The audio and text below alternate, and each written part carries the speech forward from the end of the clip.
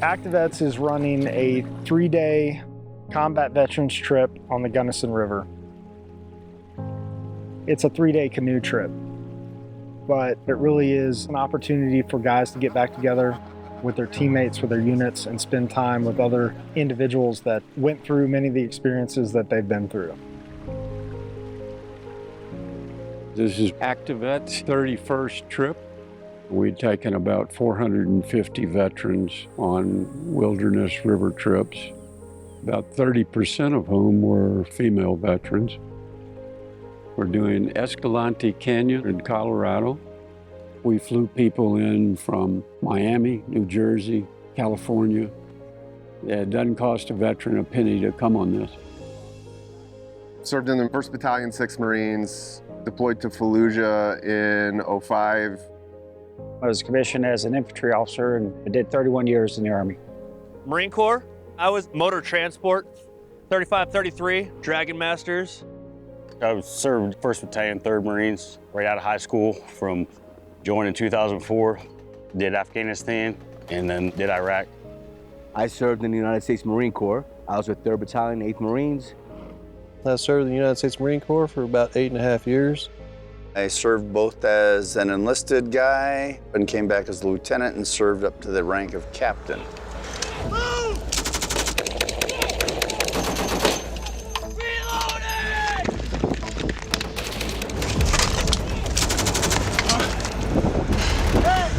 Let's go!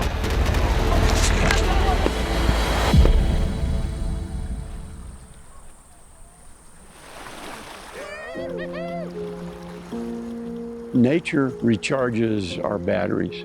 I saw it when I got out of the service. I hung out in the woods. That was my solace. It doesn't even take 30 seconds for them to start laughing and start decompressing. You just watch a lot of baggage kind of wash away. A lot of us are business owners. A lot of us are employees. A lot of us still work for the government. A lot of us just are trying to get by. And then we get to show up and do this. It's incredible. I'm one of the older guys on the trip, even though there's probably 5 or 6 decades of military service experience here on this trip. While different, it's all the same. I was 18 when I joined. I was 22 when I got out. When you do get out, you kind of leave that life behind. Your friend group, the camaraderie, all your brothers. Once you got out, when you really try to reach out and talk about where you are and what you did and everything, it's kind of hard to navigate those situations with people who weren't there. You're kind of like a stray dog a little bit, where you crave the comforts of home, but you carry the fears of the wild. You don't really know how to talk to people anymore. You have this sort of almost genetic sense that you come from this place. And I think that's what we feel when we're around each other. It's like the world stops. You just get to quit like looking over your shoulder for a minute. And it's really nice. They're trying to see if I'm gonna cry. I'm in pain. I'm going la la la la la la la. You almost have to be here to appreciate what's going on because there's a lot of internal dynamics going on. We're all kind of a family. And when we're in combat, we're not only worried about ourselves, but we're actually more worried about our brother soldiers, sailors, airmen, Marines who are serving with us. So when you develop that bond, it doesn't go away. It's still there. And on these trips, you can still see it. I don't even know what a civilian life looks like. I don't know what it feels like. I don't know what it is to someone else. We're the same people that they are. We've just been through things that kind of suck. Things that are hard to carry.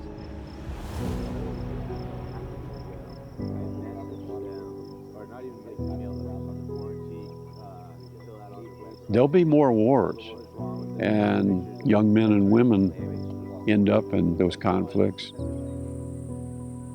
You're part of a warrior clan that stood up for what you thought was right. and you've got nothing to be ashamed of. Nothing. In fact, you ought to be proud.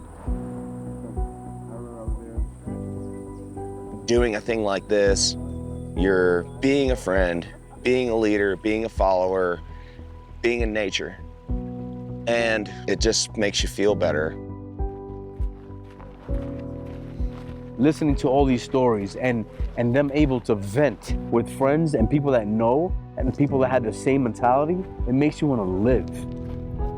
You have to be here to live it in order to feel the vibe.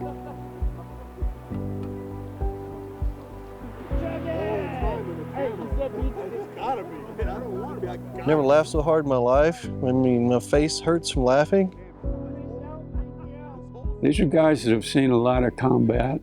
They've got a lot of things going on in their heads. They cover it pretty well. So when you see these guys getting together, they're telling stories. Some of the stories are pretty horrific, but they're all making it humorous and laughing about it. I'm not a therapist, but I don't see how that can be a bad thing. There's probably more than half a dozen times when you finally get a break, you can sit back and just kind of look and see where you are. You're like, is this real life? This is where I am right now?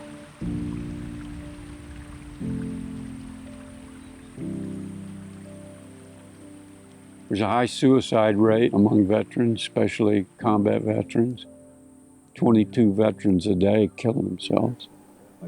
I bet if you ask any of these guys, they know somebody that killed themselves after coming home. One of my Army buddies that I was really tight with in 2019, 3 days before his 75th birthday, he killed himself.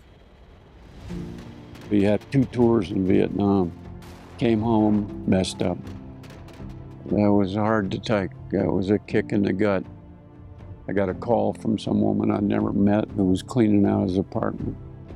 Found an address book that said, in case of emergency, call Mike Bourne. And I thought, God almighty, I'm here trying to help these young guys and prevent that kind of thing. I think they're doing well. I think they're getting the message. But I know they still have episodes. I know things come to them in the night. I know they have dreams.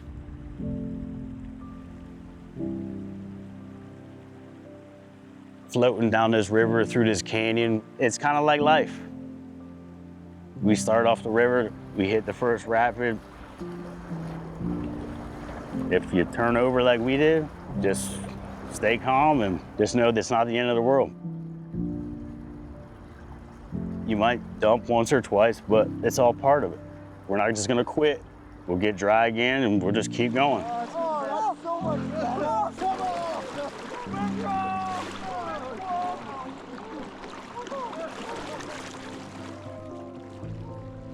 These are my brothers. And for people that have never served, we love your respect and your appreciation, but you can never know the relationship we have. We don't need to revert to what we used to be. We need to find ways to make this thing that we are comfortable, to live with this thing that we are.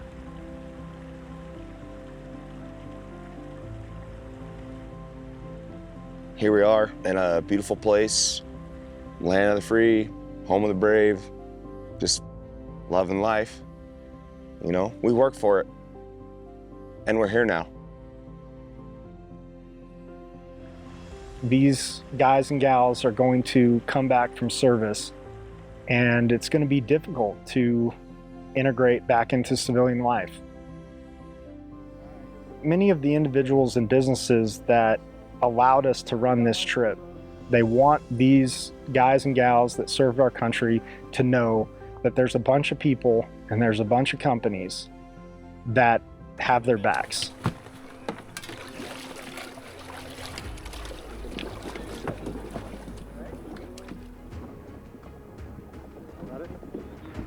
These young men and women thought they were standing up for you.